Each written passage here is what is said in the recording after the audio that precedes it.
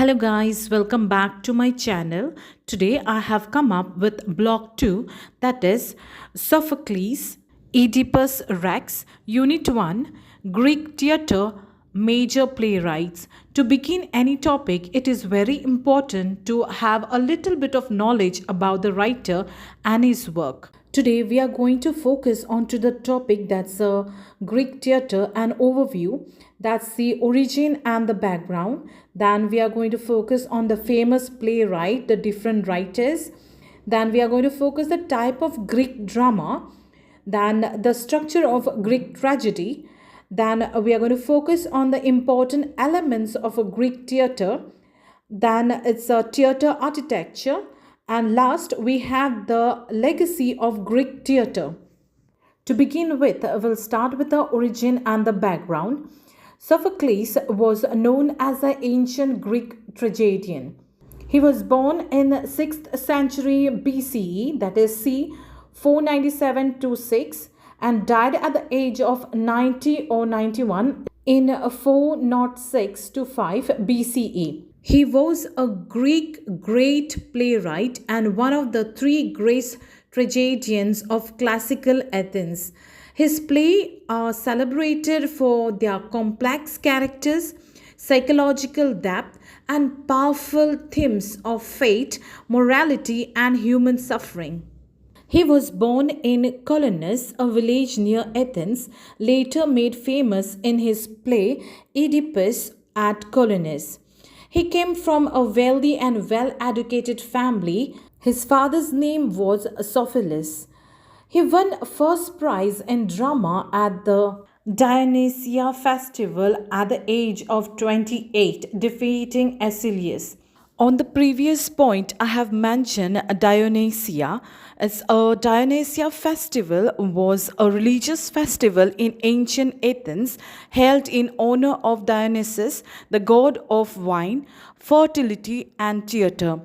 There were two main Dionysian festivals. That's a ruler Dionysia, that's a small Dionysia, and that is celebrated in December in rural area of Attica. The main purpose was to honor Dionysus as a god of fertility and the wine. And the activities were procession with phallic symbols, singing, dancing, and wine drinking, performances of simple plays and comedy. And the main significance was reflected the agriculture aspect of Dionysus and was a local joyous celebration. City Dionysia, that's a great Dionysia, held in March to April in Athens. The main significance was one of the most important state festivals of Athens, and the main purpose was to honor Dionysia and celebrate the power of the Athenian state and its cultural achievements. The procession carried a statue of Dionysius to the theatre. Participants wore costumes and masks, and the choral hymns sung in honor of Dionysus, performed by groups of men and boys, lasted several days, including performances of 3 tragedians and 1 satyr play per playwright. And the famous playwrights like Sophocles, Euripides, and Aristophanes debated their plays here. A panel of judges awarded prizes for best plays and performance, but the main purpose was to help to develop Greek drama and theatre, allowed playwright to address politics, society, and human nature, unified citizen through shared culture and religious experiences. One of the 3 great tragedians of the classical Athens alongside Achilles and Euripides. Sophocles wrote over 120 plays, but only 7 completed tragedies survive today. They are Ajax, Antigone, Women of Trachis, Oedipus Rex, that's of Oedipus the king, Electra, Philotas, and Oedipus at Colonus. These are the most famous work of Sophocles. Those are the Oedipus Rex, that's Oedipus the King, a powerful tragedy about fate, identity, and truth. The Oedipus tries to escape a prophecy that he will kill his father and marry his mother, only to fulfill it unknowingly. Second, the Antigone, a story of civil disobedience and family loyalty. Antigone defies King Creon's orders and buries her brother, believing divine law is higher than human law. And the third is Electra, deals with the themes of revenge and justice within a royal family thrown apart by a betrayal and murder. Sophocles, most of the plays were depend on the tragedy.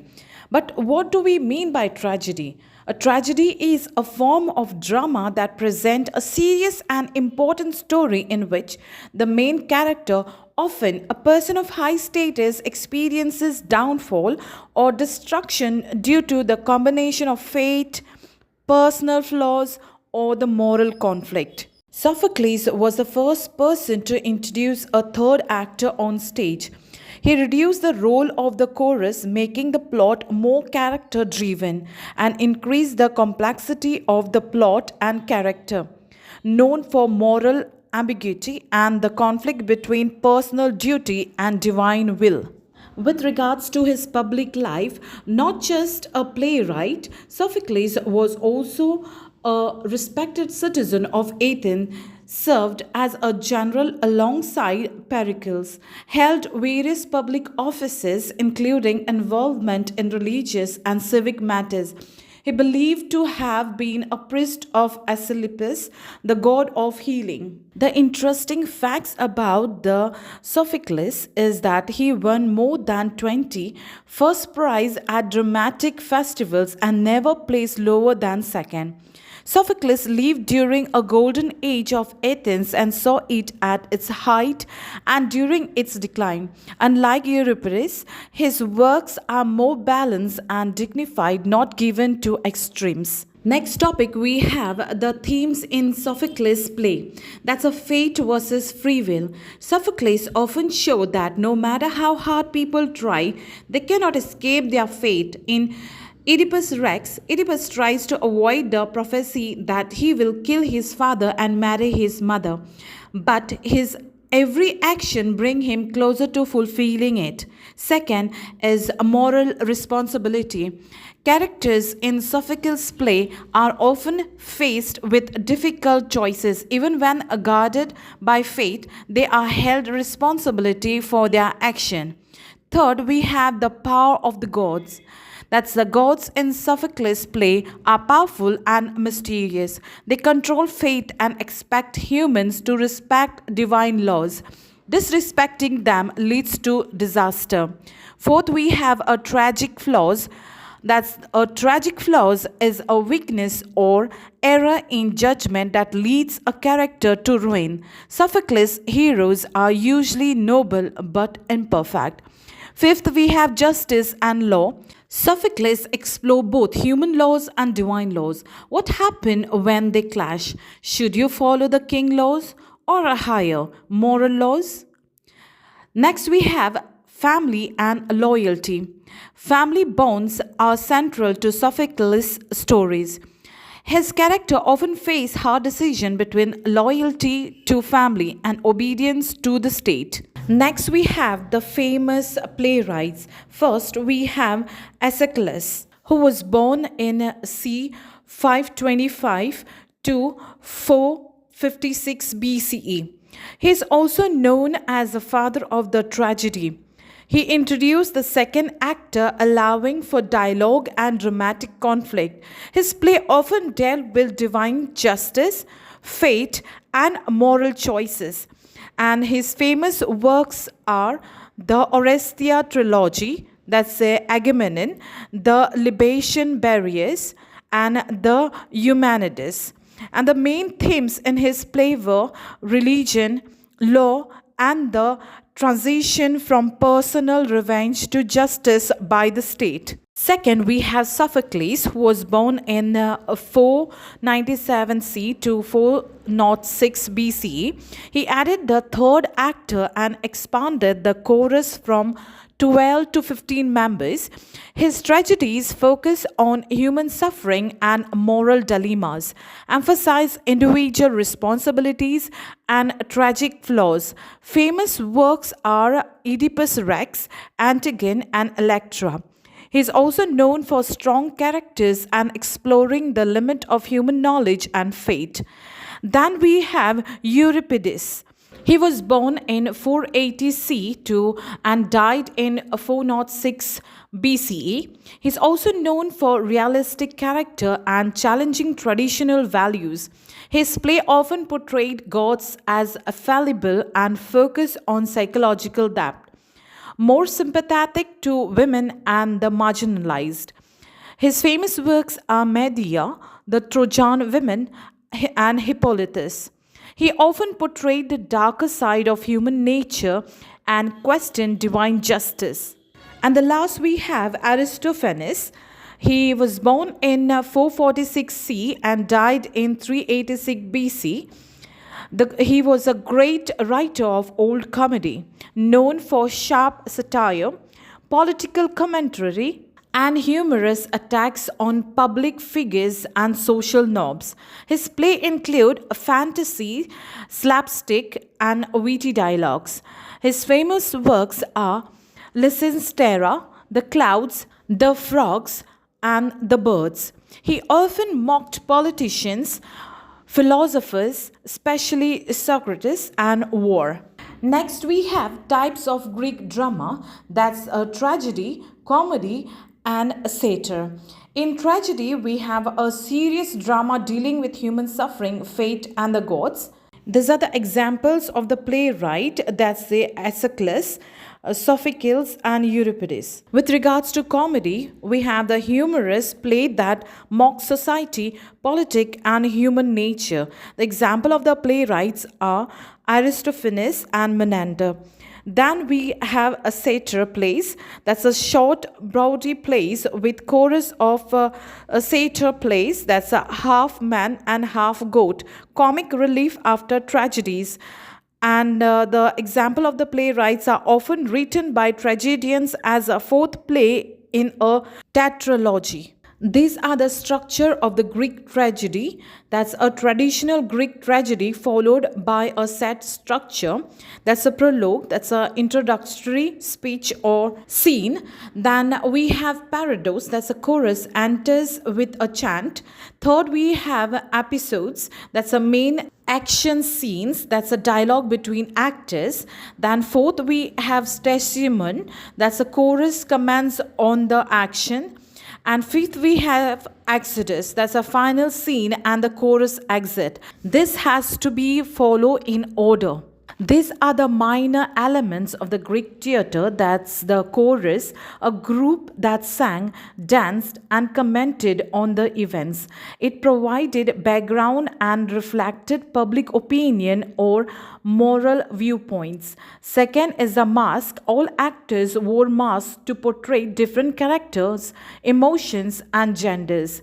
Costumes were the long robes, high boots, it is called as koturni, and symbolic colors were used.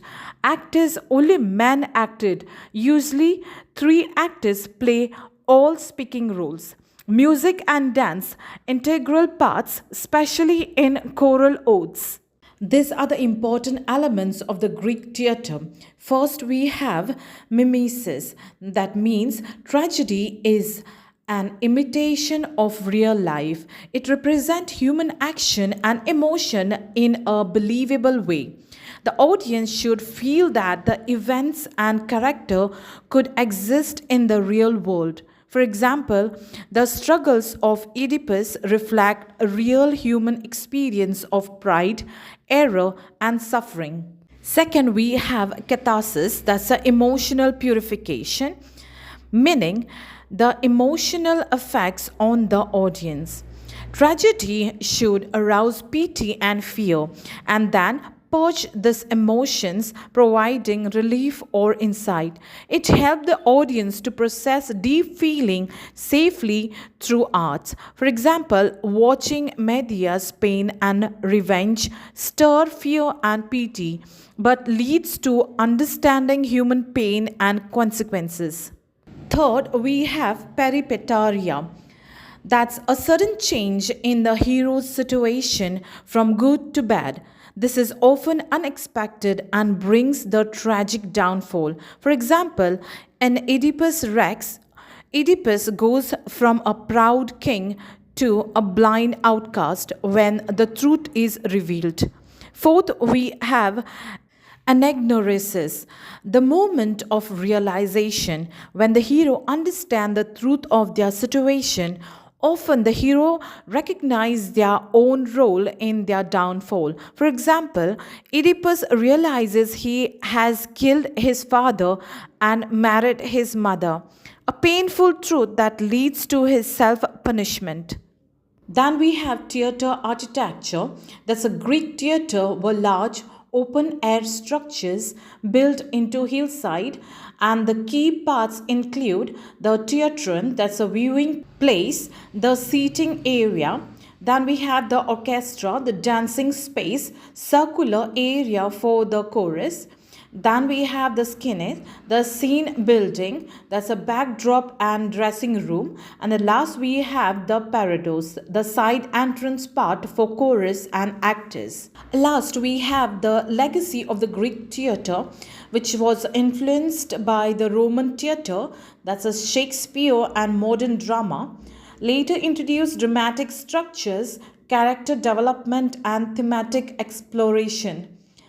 The term like a tragedy, comedy, drama and theatre have a Greek origin that was followed by the later tragedians. After Sophocles' death, he was worshipped in Athens as a hero. His influence endured through the centuries, inspired later playwrights, poets and philosophers.